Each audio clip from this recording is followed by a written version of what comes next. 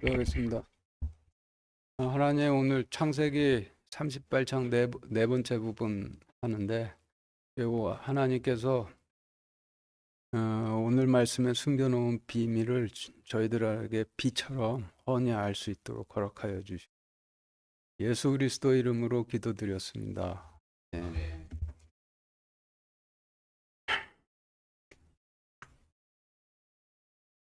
창세기 38장 27절부터 30절까지 같이 읽겠습니다. 시작. 그녀가 해산할 때에 보니 그녀의 태에 쌍둥이가 있더라. 그녀가 해산할 때에 한 아이가 자기 손을 내밀매 한파가 이르되 이 아이가 먼저 나왔다 하고 그의 손을 잡아 주홍색 실로 그의 손을 메었더라. 그가 손을 도로 넣음에 보라 그의 형제가 나오므로 그녀가 이르되 내가 어찌하여 튀어나오느냐 이 찢어짐이 내게 있으리라 하였으므로 그의 이름을 베레스라 하였고 그의 형제 곧 손에 주홍색 실이 있는 자가 뒤에 나오니 그의 이름을 세라라 하였더라.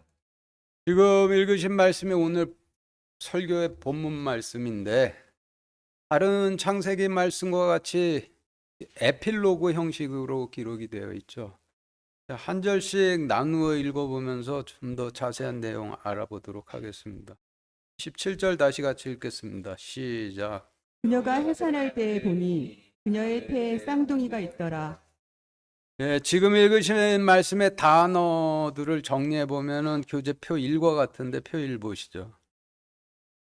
여기에서 그녀는 다말을 의미하는데, 다말은 말씀이 오시면은 종려나무 가지를 흔들며 말씀을 왕으로 영접할 16세기 때 독일 백성들 상징한다고 설명드렸었죠. 그리고 해산할 때라 하심은 말씀이 오시면은 종려나무 가지를 흔들며 왕으로 영접할 백성들이 말씀의 씨를 뿌려줄 지도자를 낳을 때를 의미하는데, 말씀의 씨를 뿌려줄 지도자가 태어나면은 결과적으로는 말씀의 씨를 뿌려주는 지도자와 백성들로 연합된 교회가 생기니, 해산할 때라 하시면 말씀을 뿌려줄 지도자가 이끄는 교회가 할 때란 의미로도 볼 수가 있는 것이죠. 그리고 태라 하시면, 태는 탯줄과 태반을 합쳐서 태라고 하는데, 태아에게 영양과 산소 공급 및 불순물 배출을 맡는 기관으로, 이를 기반으로 태아가 자라나게 되는 거죠. 그러니 27절 말씀에서 테라 하심은 마틴 루터가 말씀의 씨를 뿌릴 아들로 탄생할 수 있도록 하나님께서 돌봐주시고 지켜주심이라고 볼 수가 있겠죠. 그리고 쌍둥이라 하심은 같은 태 안에서 자라 같은 시간대에 태어난 똑같이 닮은 형제를 의미하는데, 27절 말씀에서 태 쌍둥이가 있더라 하셨으니 마틴 루터가 태어나도록 하나님께서 돌봐주시고 지켜주심 안에 마틴 루터와 똑같이 닮은 말씀의 씨를 뿌릴 지도자가 한 명 더 자라나 있었다라는 의미가 되죠. 그래서 지금까지의 설명을 27절 말씀에 대입해 보면은 교재 표 2와 같은데 표 2 보시죠. 말씀이 오시면 종려나무 가지를 들고 왕으로 영접할 백성들이 앞으로 말씀의 씨를 뿌려줄 지도자인 아들을 낳을 때 보니, 마틴 루터가 지도자로 탄생할 수 있도록 지켜주시고 보호해 주신 태 안에 말씀의 씨를 뿌릴 지도자로 탄생할 자가 마틴 루터 말고 한 명이 더 있더라 라는 의미로 정리가 되죠.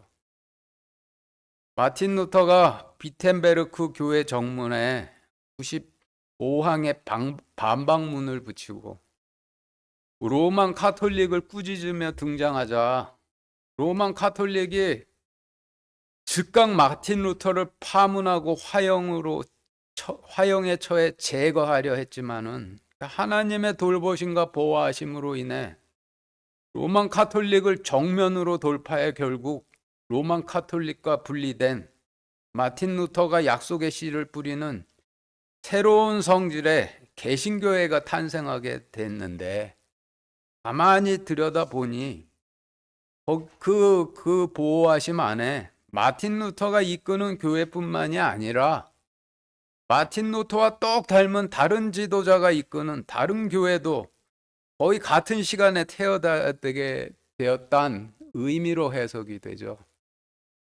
역사서를 좀 찾아보면은 독일에서 마틴 루터가 태어난 지 7주 후 스위스에선 울리 스빙글리라는 분이 태어났는데, 당시 독일과 스위스는 양쪽 다 신성 로마 제국의 영토로 독일어를 사용하는 독일어권이었죠. 종교와 관계없이 순수하게 역사만을 다루는 역사학자들은 마틴 루터가 태어난 지 7주 후 스위스에서 태어난 울리 스빙글리 두 사람을 종교개혁의 장본인들로 평가를 하는데, 여기에 존 칼빈을 포함시키려 무리하는 분들도 계시지만은 존 칼빈은 이 두 사람보다 무려 27년 후에나 태어난 한 세대 후대 사람이니 이미 이 두 사람에 의해 이룩된 개혁의 밥상에 숟가락 얹은 사람이지 종교개혁의 장본인이 될 수는 없겠죠. 순수 역사학자들이 종교개혁의 장본인들로 평가하는 독일의 마틴 루터와 스위스의 울리 스빙글리의 연역을 비교해 표로 정리를 해보면 여러분들 교재 표 3과 같은데 표 3 보시죠.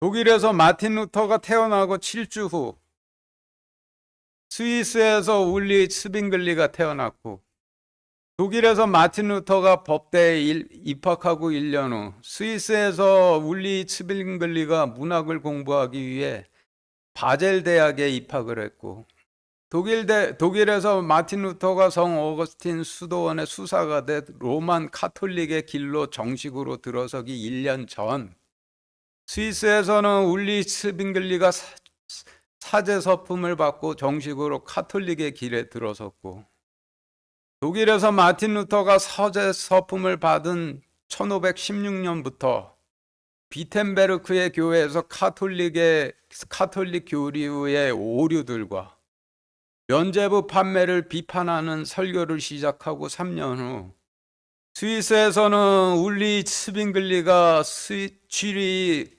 그로스민스터 교회에서 마틴 루터와 똑같이 카톨릭의 교리의 오류들과 면죄부 판매를 비판하는 설교를 하기 시작하였고, 독일의 마틴 루터가 카톨릭 교리의 오류들과 면죄부 판매를 비판하는 95항의 반박문을 발표함으로 로만 카톨릭과 결별을 하고, 그로부터 5년 후 스위스 추리의 울리 스빙글리도 97항으로 이루어진 카톨릭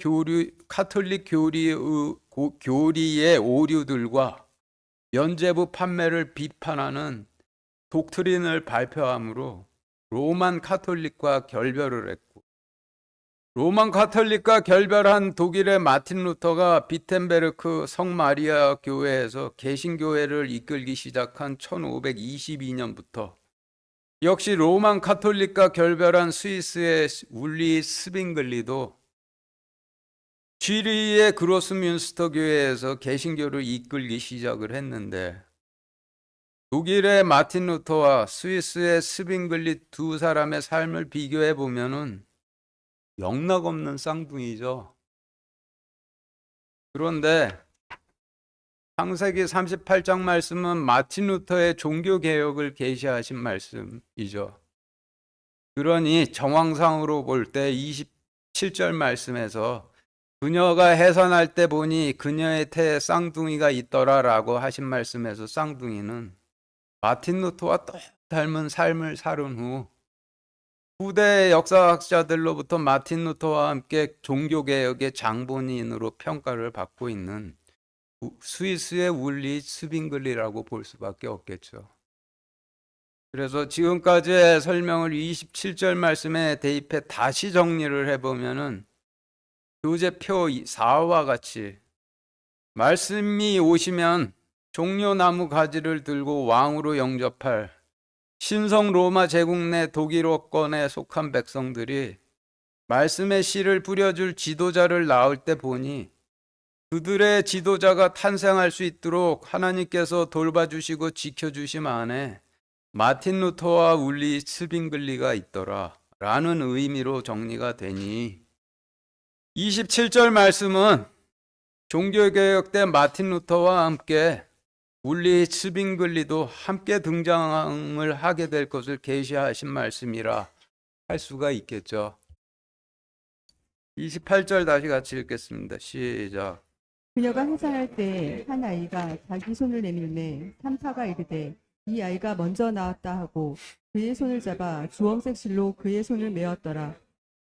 네, 지금 읽으신 말씀의 단어를 정리를 해보면 여러분들 교재표 5와 같은데 28절 말씀에서 그녀는 말씀께서 임하실 때 종려나무 가지를 들고 왕으로 영접할 신성 로마 제국 내 독일어권에 속한 백성들을 상징을 하고 해산할 때라 하심은 백성들 가운데 말씀의 씨를 뿌릴 지도자를 낳을 때라는 의미이고 한 아이는 약속의 씨를 뿌릴 새로운 성질의 지도자로 탄생할 마틴 루터를 상징을 하고 그리고 성경에서 손은 통치권을 상징을 한다고 제가 여러 번 설명드렸죠.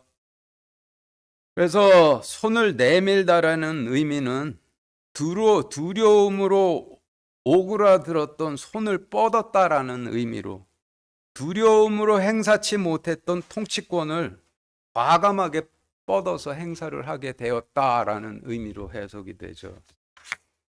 출애굽기 4장 2절부터 8절까지 같이 읽겠습니다. 시작.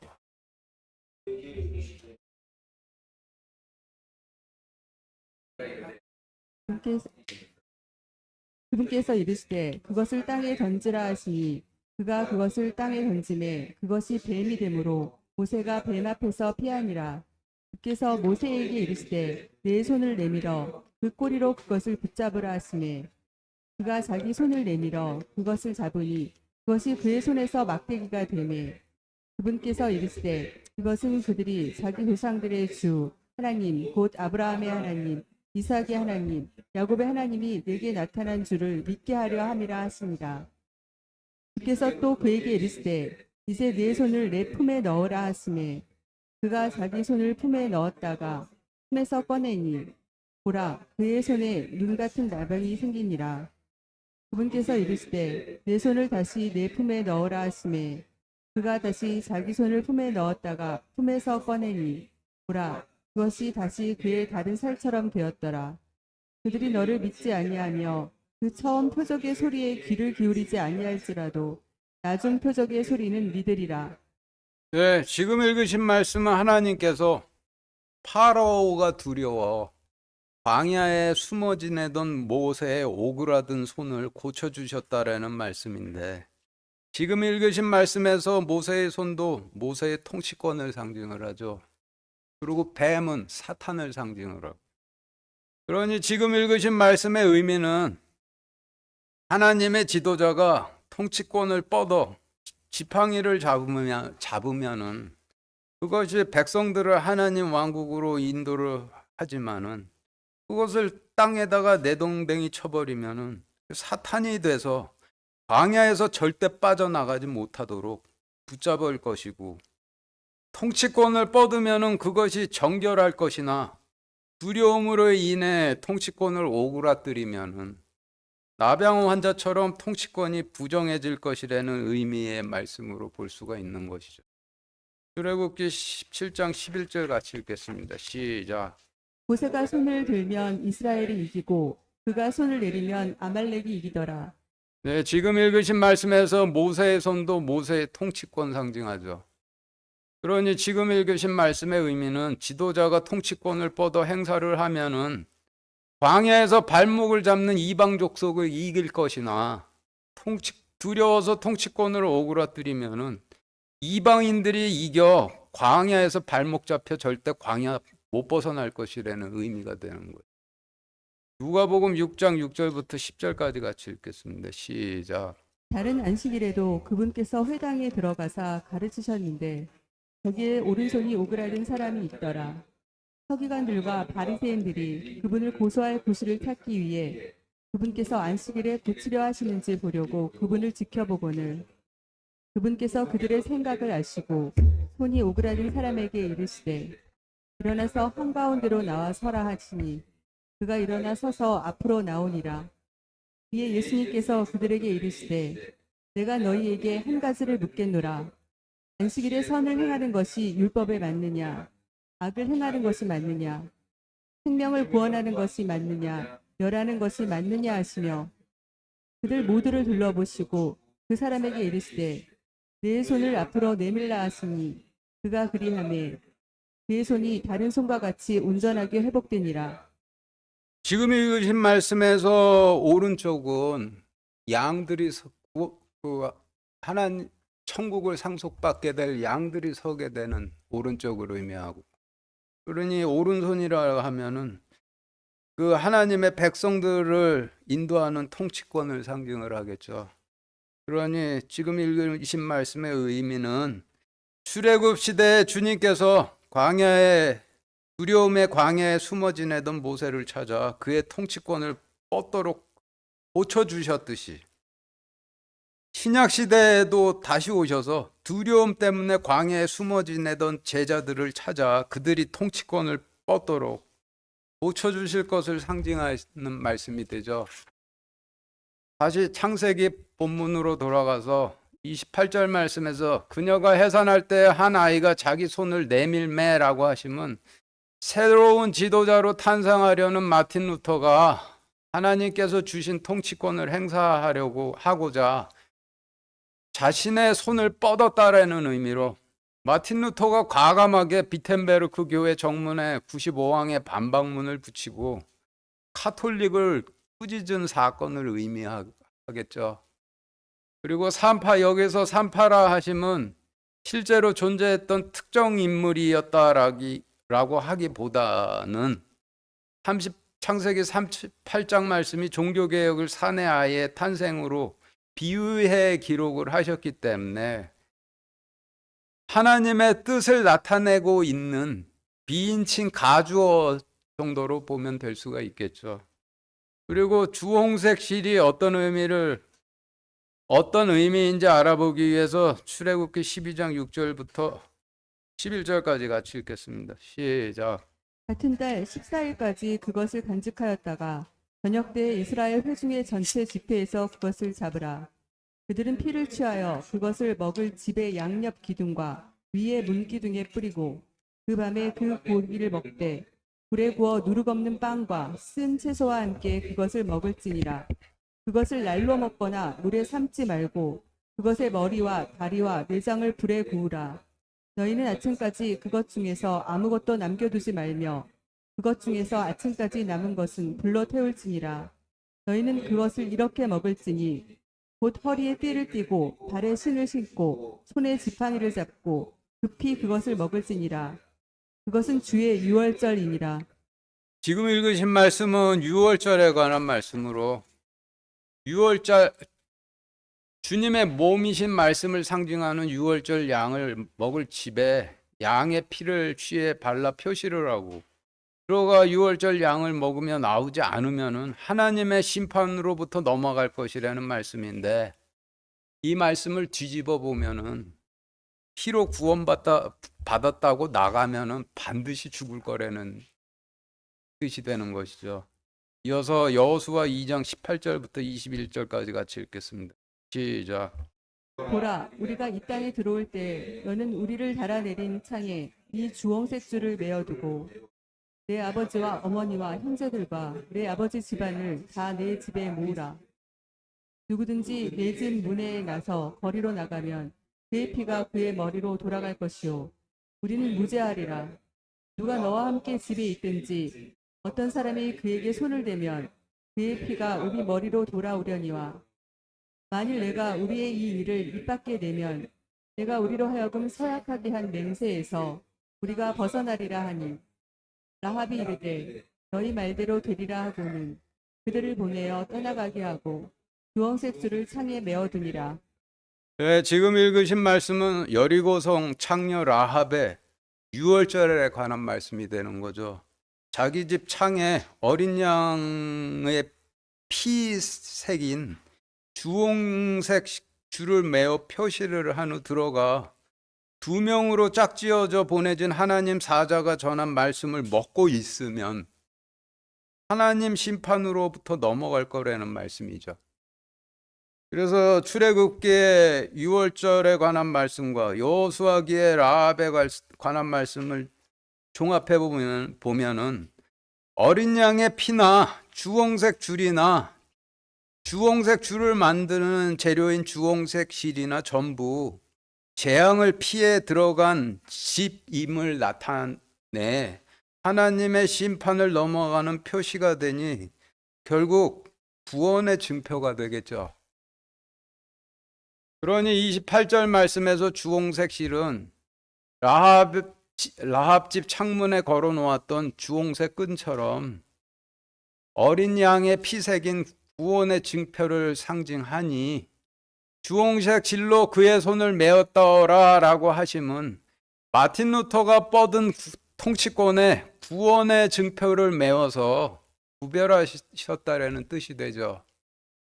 그래서 지금까지의 설명을 28절 말씀에 대입해 보면 여러분들 교재표 6과 같은데 28절 말씀은 말씀께서 임하실 때 종려나무로 가지를 들고 왕으로 영접할 신성 로마 제국 내 독일어권에 속한 백성들이 말씀의 씨를 뿌릴 새로운 성질의 지도자를 낳을 때 마틴 루터가 비텐베르크 교회의 95항에 반박문을 붙이고 자신의 통치권을 행사하려고 뻗음에 이르시되 마틴 루터가 먼저 나왔다 하시고 그의 뻗은 통치권을 잡아 구원의 증표로 그의 통치권을 매셨더라 라는 의미로 정리가 되죠. 역사학자들이 종교개혁의 장본인들이라 평가를 하는 독일의 마틴 루터와 스위스의 울리 츠빙글리는 쌍둥이 같은 삶을 살았지만은 독일의 마틴 루터가 비텐베르크 교회 정문의 95항에 반박문을 붙이고 카톨릭을 꾸짖으며 스위스의 스빙글리보다 조금 앞서서 자신의 통치권을 뻗었으니 28절 말씀은 마틴 루터가 스빙글리보다 먼저 자신의 통치권을 행사하게 될 것을 계시하신 말씀이 되는 것이죠. 29절 다시 같이 읽겠습니다. 시작. 그가 손을 도로 넣음에 보라 그의 형제가 나오므로 그녀가 이르되 내가 어찌하여 튀어나오느냐 이 찢어짐이 내게 있으리라 하였으므로 그의 이름을 베레스라 하였고. 네, 지금 읽으신 말씀의 단어를 정리를 해보면 여러분들 교재표 7과 같은데 29절 말씀에서 그는 마틴 루터를 의미하고 손을 도로 넣음에라고 하시면 뻗었던 통치권을 다시 집어넣었다라는 의미인데 마틴 루터가 비텐베르크 교회 정문의 95항에 반박문을 붙이고 로만 카톨릭을 꾸짖으며 뻗었던 통치권을 다시 집어넣었다라는 뜻으로 해석이 되죠. 마틴 루터는 비텐베르크 교회 정문의 95항에 반박문을 붙이고 로만 카톨릭을 꾸짖은 후 바로 자신의 손을 뻗어서 하나님 백성을 이끌지를 못했는데 마틴 루터는 혁명적이고 급진적인 개혁가가 아니라 단순한 하나님의 종으로서 합리적이고 순리적인 절차에 따라 하나님의 길로 가기를 원했던 거죠. 그런데 반면 로만 카톨릭 지도부는 마틴 루터를 어떻게든지 제거하려고만 했으니 양측 간의 합의가 안 돼. 마틴 루터가 로만 카톨릭의 통치권으로부터 빠져나와 새로운 출발을 하게 되는 데까지 5년이 넘는 아주 지저분하고도 긴 시간을 허비해야 했었죠. 그래서 29절에서 손을 도로 넣으매라고 하시면 마틴 루터가 비텐베르크 교회 정문에 95왕으로 된 반박문을 붙이고 로만 카톨릭을 꾸짖으며 자신의 통치권을 뻗었지만은 자신을 제거하려는 로만 카톨릭의 통치권으로부터 빠져나와 새로운 출발을 하기까지 5년 동안의 지저분하고도 긴 결별 과정을 의미한다라고 볼 수가 있는 것이죠. 마틴 루터가 비텐베르크 교회 정문에 95왕의 반박문을 붙이고 로만 카톨릭을 꾸짖자 로만 카톨릭 독일 지도부는 즉각 마틴 루터를 이단으로 정죄해 사형으로 제거하려 했지만은 작센의 선제후 프리드리 3세가 개입해 여의치가 않으니 교황 레오 10세가 직접 나서서 마틴 루터를 당장의 로마로 소환하라 명령을 했는데 과거 콘스탄스 공의회로 야누스를 초대해 놓고는 도착하자마자 고문하고 화형시켜 죽였던 전례가 있어서 작센의 선제후 프레드리 3세가 교황의 명령을 보이콧했다고 하죠. 그러니 완전히 열이 받은 교황 레오 10세가 마틴 루터는 이단이니 사악한 이단이니 파문하고 즉각 화형에 처하라고 다시 명령했는데 이 명령마저도 작센의 선제후 프리드리 3세가 거부를 하니 이제 교황 편에 있던 신성 로마 제국의 황제 카를 5세를 움직여서 신성 로마 제국 황제 영으로 보름스에서 공의회를 소집해 공의회를 소집하고 마틴 루터를 소환해 화형시켜 제거하려 음모를 꾸몄는데 이때도 작센의 선제후 프리드리 3세가 개입해 신성 로마 제국의 황제로 하여금 마틴 루터의 안전을 영주들 앞에서 맹세하면 보내주겠다 했다죠.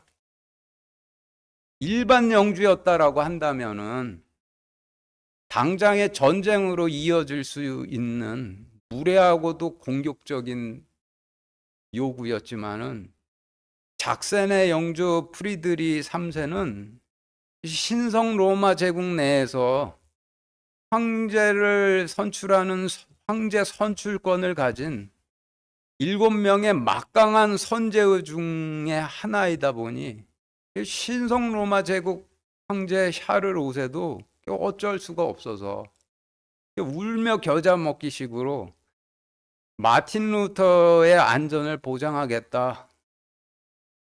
신성 로마 제국에 속한 영주들 앞에서 맹세를 한 후 마틴 루터를 보름스 공의회에 소환할 수가 있었는데 보름스 공의회 재판에서 신성 로마 제국의 황제 카를 5세가 마틴 루터를 이단으로 정죄해 제국 추방령을 선고했다라고 해요. 여기서 제국 추방령이라는 의미는 어떠한 의미를 갖고 있느냐?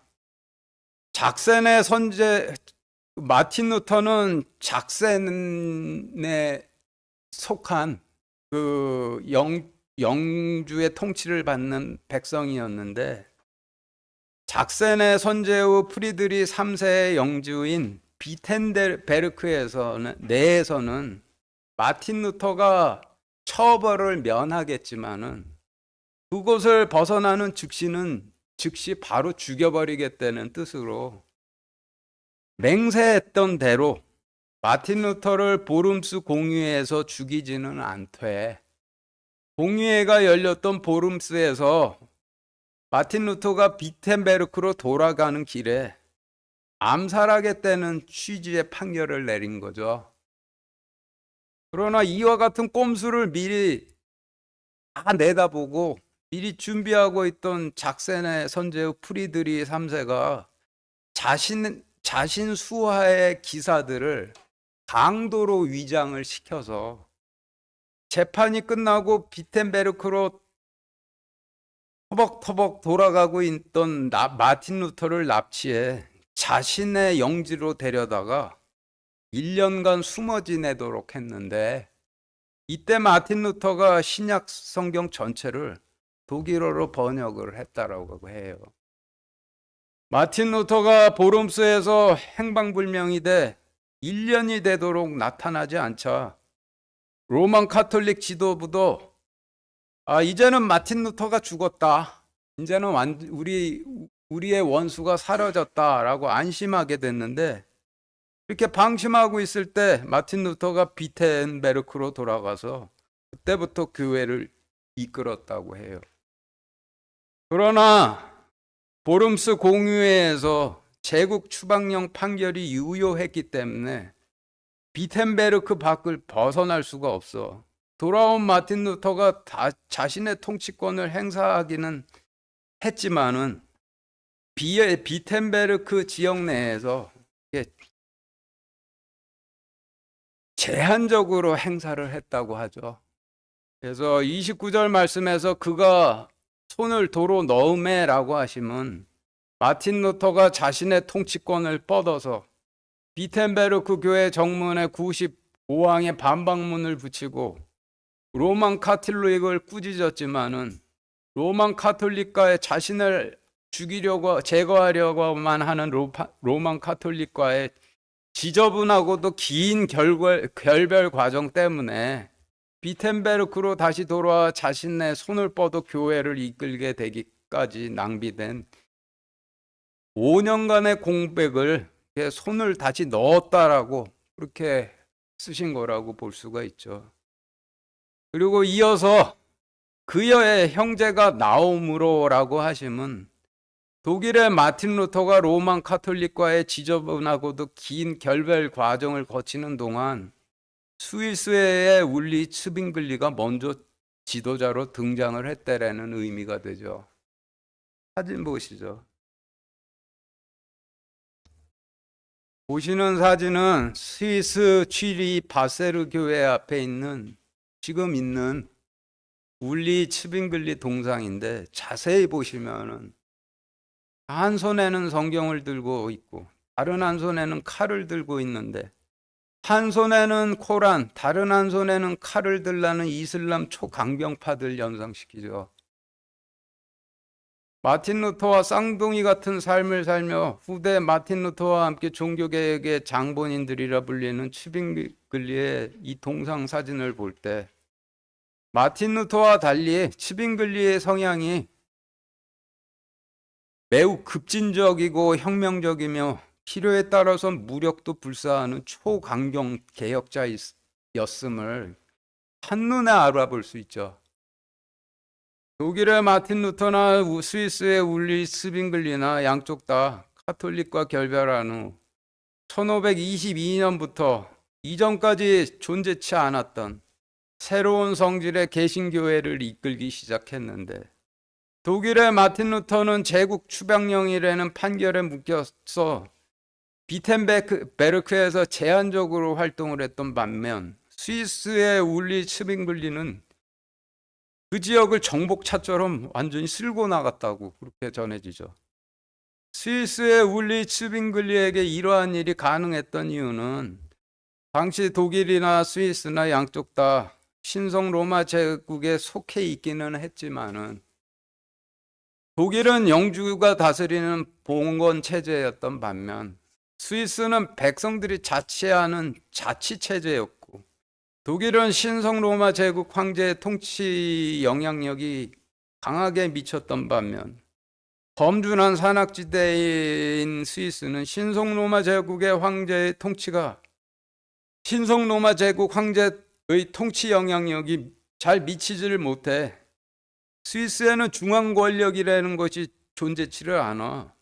백성들 지지만 얻기만 하면은 그 어떤 간섭도 받지를 않았다고 하죠.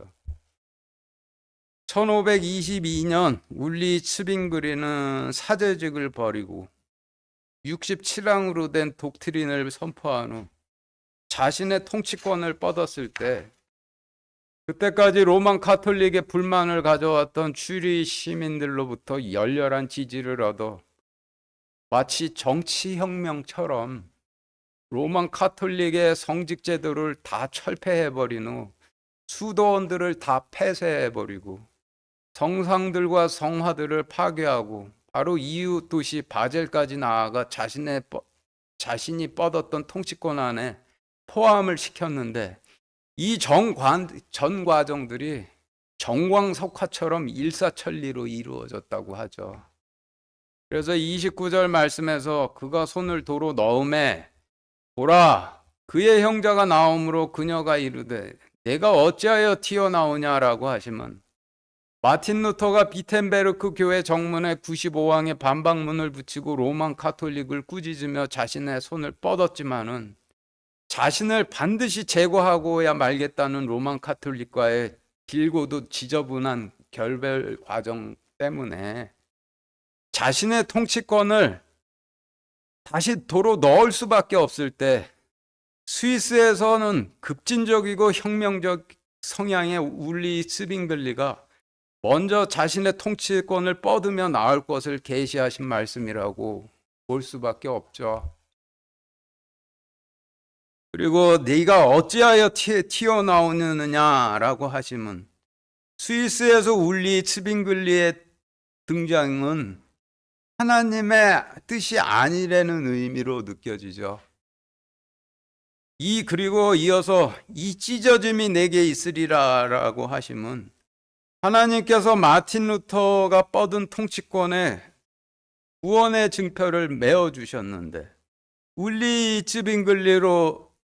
스빙글리의 등장으로 인해서 하나의 이스라엘이 북이스라엘 왕국과 남유다 왕국으로 찢어졌듯이 하나로 묶여 있어야 할 개신교도 그와 같이 찢어지게 될 것이라는 의미죠.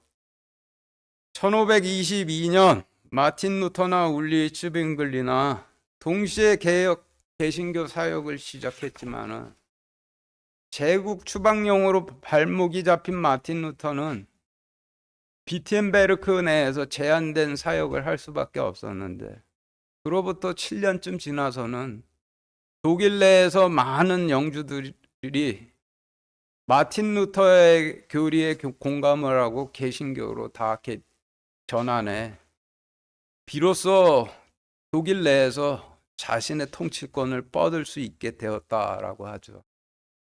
마틴 루터가 독일에서 자신의 통치권을 행사할 수 있게 된 1529년, 그래서 비텐베르크로 돌아가서 한 7년 후 개신교로 전환한 독일의 헤센 지방의 영주 필리프가 카톨릭에 대항해서 개신교도들로 동맹을 결성하기 위해서 자신의 영지 마르부르크에 개신교 측으로 돌아선 영주들과 그리고 개신교 측 지도자인 마틴 루터와 울리 스빙글리를 초대를 했는데 여기서 처음 만난 마틴 루터와 울리 스빙글리 간에 교리에 대한 견해 차로 동맹 결성의 합의에 도달하지 못한 채 서로 자신들의 길로 가 이 사건으로 인해 개신교가 영원히 찢어지게 되었다고 하죠. 그래서 29절 말씀에서 이 찢어짐이 내게 있으리라 라고 하신 부분은 마틴 루터와 스빙글리가 찢어지게 될 것을 계시하신 말씀인데 하나님께서는 스빙글리가 마틴 루터에게 순종하고 그의 통치를 따르기를 원하셨으나 그렇지를 않을 것이라는 취지로 해석이 되죠. 그리고 베레스라는 이름의 의미는 찢어짐이라고 하니 지금까지의 설명을 29절 말씀에 대입해 보면 여러분들 교재 8과 같은데 교재 8, 표 8 보시죠. 29절 말씀은 비텐베르크 교회의 95왕의 반박문을 붙이고 로만 카톨릭을 꾸짖으며 자신의 손을 뻗었던 마틴 루터가 로만 카톨릭과의 길고도 지저분한 결발 과정 때문에 자신의 뻗었던 통치권을 도로 놓음에 보라 그의 형제 스위스의 울리 스빙글리가 나오므로 이르시되 네가 어찌하여 튀어나오느냐 개신교 간의 찢어짐의 원인이 너에게 있으리라 하였으므로 그의 이름을 찢어짐이라 하셨고 라는 의미로 정리가 되죠. 그러니 29절 말씀은 스위스의 울리 스빙글리로 인해서 개신교가 찢어지게 될 것을 계시하신 말씀이라고 볼 수가 있는 것이죠. 30절 다시 같이 읽겠습니다. 시작. 그의 형제 곧 손에 주홍색 실이 있는 자가 뒤에 나오니 그의 이름을 세라라 하였더라. 지금 읽으신 말씀의 단어를 정리해 보면 교재표 9와 같은데 표 9 보시죠. 그의 형제라 하시면 울리 스빙글리의 형제인 마틴 루터를 의미하고 손에 주홍색 실이 있는 자라 하시면 하나님께서 통치권의 구원의 증표로 거룩히 분리하신 마틴 루터를 의미하고 세라라는 이름의 뜻은 반석이라는 뜻인데 발음만 틀리지 의미적으로 보면은 베드로의 이름과 똑같죠. 누가복음 24장에서 마틴 루터가 잠시 등장을 하니 누가복음 24장 할 때까지는 세라라는 이름 잘 기억해 두시기 바랍니다.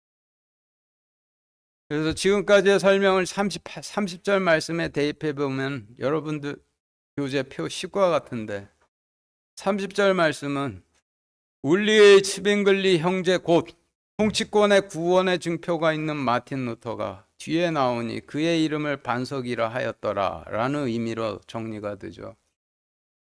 독일의 마틴 루터가 스위스의 울리 스빙글리보다 먼저 비텐베르크 교회 정문에 95항의 반박문을 붙이고 로만 카톨릭을 꾸짖으며 자신의 통치권을 먼저 뻗었지만은 자신을 제거하려고만 하던 로만 카톨릭과의 길고도 지저분한 결별 과정과 신성 로마 제국 황제 카를 5세가 내린 제국 추방령이라는 판결로 인해 운신이 자유로웠던 스위스의 울리 스빙글리보다 좀 늦게 자신의 통치권을 다시 뻗게 될 것을 계시하신 말씀이 되죠.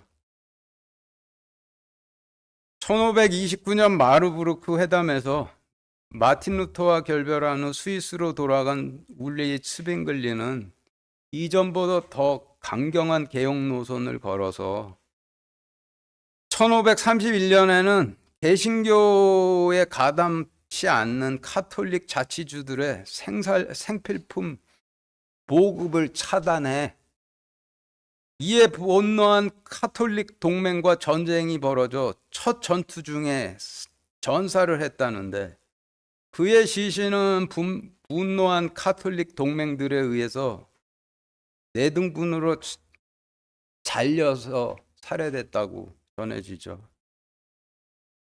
갑작스럽게 자신들의 지도자를 잃은 스위스의 개신교는 지리멸렬하다가 1536년 한 5년쯤 지나서 스위스로 들어간 존 칼빈에 의해서 다시 재건이 되었는데 마틴 루터나 스빙글리의 백성들을 이어받은 존 칼빈이나 마틴 루터와 스빙글리가 찢어서 각자 자기 길로 갔듯이 양측 간에 합쳐지지 못하고 각자의 길로 지금까지 이어져 온 거죠. 그러나 하나님께서 마틴 루터의 통치권을 구원의 증표로 구별하셨다는 부분은 반가 못할 부분이죠. 이 의미는 마틴 루터 교단이 그렇다라는 의미가 아니라 교회의 지도자는 마틴 루터가 교회를 이끌었을 때의 그 법을 반드시 따라야 한다라는 의미가 되는데 마틴 루터의 특징은 세 가지로 요약이 되죠. 하나님을 두려워했고 우리는 하나님께 구원을 구걸해야 하는 자들이라고 전했고 그러나 하나님 말씀을 왜곡할 때는 사자처럼 포효했죠. 이와 같은 지도자의 통치권이 구원의 증표로 구별이 된 통치권이라는 얘기가 되는 거예요. 지금도 마틴 루터의 교리를 따르는 교회를 루터교라고 하는데 루터교는 로만 카톨릭 사제들이 조롱의 의미로 붙여준 이름이라고 하죠. 로만 카톨릭 측에서는 마틴 루터의 교리를 따르는 교회를 루터교라 불렀고, 마틴 루터 측에서는 교황의 교리를 따르는 로만 카톨릭 교회를 조롱의 의미로 로마교라 불렀는데, 그것이 굳어져 지금까지 루터교라고 부르게 되었다고 하죠. 존 위클리프, 윌리엄 틴들, 마틴 루터, 이 분들의 공통점은 성경을 번역해서 세상으로 들고 나왔다는 뜻인 분들인데, 말씀을 세상으로 모시고 나온 하나님의 신실한 종들이었다는 뜻이 되죠. 그러니 이분들을 종교개혁가라고 부르는 일이 매우 부적절하죠. 그냥 하나님의 신실한 종이셨던 분들이에요. 오늘로 창세기 38장이 끝났는데 마틴 루터 생애와 완전하게 일치하죠. 그 누구도 이 일을 제기할 수 없도록 일치를 해요. 3500년 동안이나 인간이 몰랐던 창세기의 비밀을 우리와 같이 부정한 나부랭이들에게 가르쳐 주시는 이유는 뭐가 되겠어요? 마지막 때의 어둠 속에서 신랑이 오시는도다. 신랑 맞을 준비를 하라. 외칠 기회를 주시는 것이죠. 마치겠습니다.